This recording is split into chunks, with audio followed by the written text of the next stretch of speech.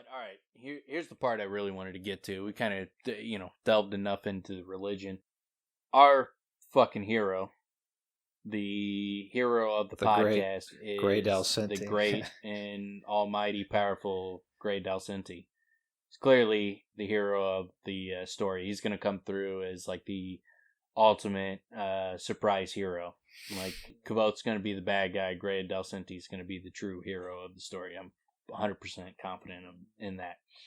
I think we get a little bit of information on who he is in this, because I say Encanis is kind of an amalgamation of, I think it's an amalgamation of Haliax, the Chandrian, and the Cathay.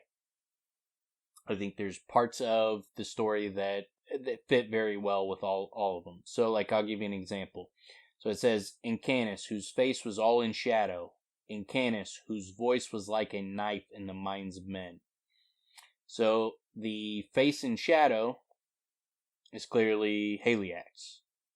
But whose voice was like a knife in the minds of men, I think that's a possible Grey Dalcenti sign. So, you also get that when wherever Encanis was going, he was killing crops and poisoning wells. So if you remember, you had Siphus bears the blue flame, Sturkis is in thrall of iron, Ferul chill and dark of eye, Usnea lives in nothing but decay, Grey Dalcenti, superhero, never speaks. Pale Alenta brings the blight. So is that... So, like, killing crops, poisoning well, that seems like Pale Alenta. She brings the blight. Or Usnea, nothing but decay, as far as, those two things. But the knife in the minds of men, the driving crazy, the reason I think that might be the sign of Grey Dalcenti is it also talks about, like, with Encanis, he felt the chill of Encanis passing and could spy places where he had set his hands and feet, for they were marked with cold, black frost. That sounds like Cinder. Yeah. Okay, and so the poisoning well and crops, that sounds like Usnea or Pale Alenta, who brings the blight. So it sounds like they're talking about the different members of the Chandrian, but then they keep talking about, like, driving people crazy and shit. And so there's one part where he's talking to that girl. She talks about, like, she saw, this isn't on one of the parts she drew. This is the first time she meets him. When she comes up to his room, he's like, hey, anybody who saw anything about the farm, come fucking talk to me. And she comes up to talk to him, and she just tells him one of the parts she sees. This isn't one of the parts she drew. But she says she saw mostly people. There was a woman holding a broken sword, and a man next to a dead tree, and another man with a dog biting his leg. So there's many things, like, even when he's talking about with Abinthy, he's like, they talk about, like, animals going crazy. And in this, they talk about, knife in the minds of men, and they talk about setting men to murder one another, stealing children from their beds at night. There's a lot of talk about, when the Chandrian around, people and animal going crazy. And everybody else has pretty fucking clear signs. Grey Dalcenti doesn't speak, but I think he either telepathically drives people and animals crazy, or if he does speak, he drives them crazy, and that's why he doesn't typically speak, because he fucking makes everyone crazy who hears his voice. Which goes along with the Cathay?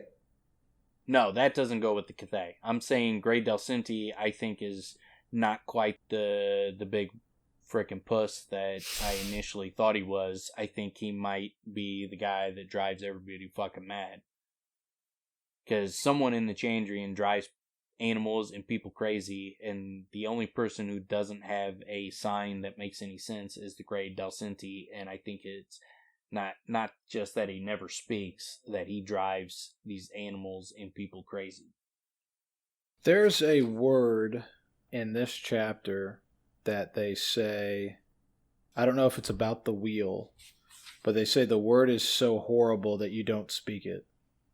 Yeah, that's talked about. So when I hear stuff like that, I mean that's what I thought of when you're saying somebody's speaking. You could hear if he has a voice so horrible it drives people insane, or he says things that drives people crazy.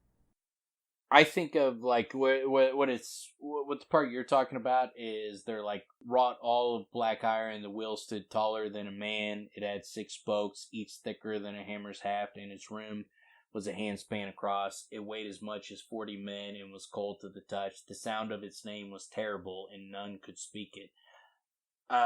What that reminds me of is a sharp word not for swearing, or a word for sworn. Because I think it might fit in with the poem that maybe there's something to do with the name of this wheel that he used might play a part in the poem. I also think there's a part in here where they talk about when here it is. So you shall, Telu told her, and reached out, lay his hand on her heart. When he touched her, she felt like she was a great golden bell that had just rung out its first note. She opened her eyes and knew then that it had been no normal dream. So rung, like a ring that can't be worn. So you get a couple instances in this chapter of a ring that can't be worn. The other one is when he rings the iron will to fuck up Encanis when he tries to lie to him. So there's a few parts that might be play into the poem that one of the poems Caboth's here. There's a few times. So we talked about that before, where it could be either a bell that's rung or it could be a ring that's not worn. Or it shouldn't be worn. It's interesting because in the side book, Ari's book, they talk about one of the gears, and it's like one of these things where it's like the bell or the wheel, it's hit and it rings like a bell. So there's multiple times where that's come in. Yeah. I mean, I think the most likely still is the Ring of the Greystones, but there's still, like, he writes in enough things that give you doubt on what it could be. It could be so many multiple things because of the way he writes the story. There's a lot of rings that can't be worn. Like, that's why there's, people have multiple interpretations of it. And he just, so much of what he writes, there's multiple interpretations. But the other part I wanted to bring in was the Cathay, where I think the Cathay fits in is it was Telu bent and with great effort lifted one edge of the wheel and set it leaning against a tree that grew nearby.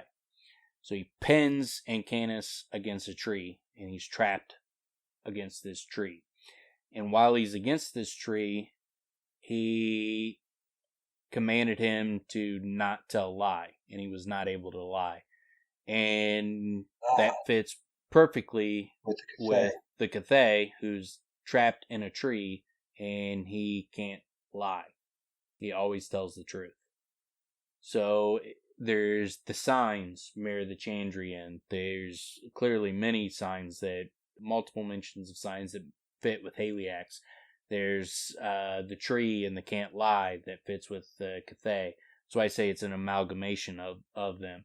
And then also, when he catches the Encanis in a lie the second time, he goes, Encanis finally was like, my path then, I do not regret. If I had my choice again, I would only change how fast I ran. Your people are like cattle my kind feed on. Bite and break you. If you gave me half an hour, I would do such things that these wretched, gawping peasants would go mad with fear. I would drink their children's blood and bathe in women's tears. That sounds like the fucking Cathay. That doesn't sound like Haliax. Especially the bite and break you, because they talk about like when Caboth comes back after talking to the Cathay and he comes back to Felurian, the first thing she checks is to see if he was bitten. And so that bite and break you, she was worried that he was broken. Bite and break you seems to fit with what the Cathay does to people. And breaks their mind too. Yeah, exactly. I was thinking Cinder when I heard that part, just because he goes full on, like, unrestrained evil, which is what Cinder is. I mean, that's what he like represents. But the Cathay more so, like the Cathay, if he talks to people, his goal is to set them down the worst possible path they can go to. He tears butterfly wings apart just out of pure spite and malice. Like he is, and Bass sees him as like the ultimate bad, the most evil fucking person there is. That sounds like something just that I do not regret. If I had my choice again, I would only change how fast I ran. Your people are like cattle my kind feed on. That doesn't sound like how Cinder was talking. That sounds like how the Cathay was talking to Kavod. So if he's an amalgam, that what Telu does to him here is he dissipates the evil, and the evil spreads to multiple things. So the way I treat it as is, I think that either it's a combination of Scarpy's story of the creation war and like Telu stopped the Cathay, or it is something that happens later where he has to stop the Chandrian, and then he Telu is the reason the Cathay is stuck in a tree. He can't get out, and he's just watched by the scythe, and he can't go anywhere. Like, I think it might be just telling us how the Cathay got where he got, and maybe like there's a second battle with the Chandrian beyond the Creation Wars. So it's tough to say because we don't. The story is not real. I was going to say, so it's almost like a combination of different events that the story represents, but it's not necessarily tying all the loose ends. Yeah. I think it's trying to give us a little bit fuller picture, but it's just doing it in a very, very subtle way. But it does, like if you look deep, you learn about the Mender heresies, the difference between the Talons and the Menders. You see the amalgamation of the Chandrian, Haliax, the Cathay. You maybe find out that Telu's the reason that the Cathay's in the tree. Maybe find out that the badass fucking Grey Delcinti can fucking make people insane. Like, so there's little pieces that you can pick up from this story that are super fucking subtle.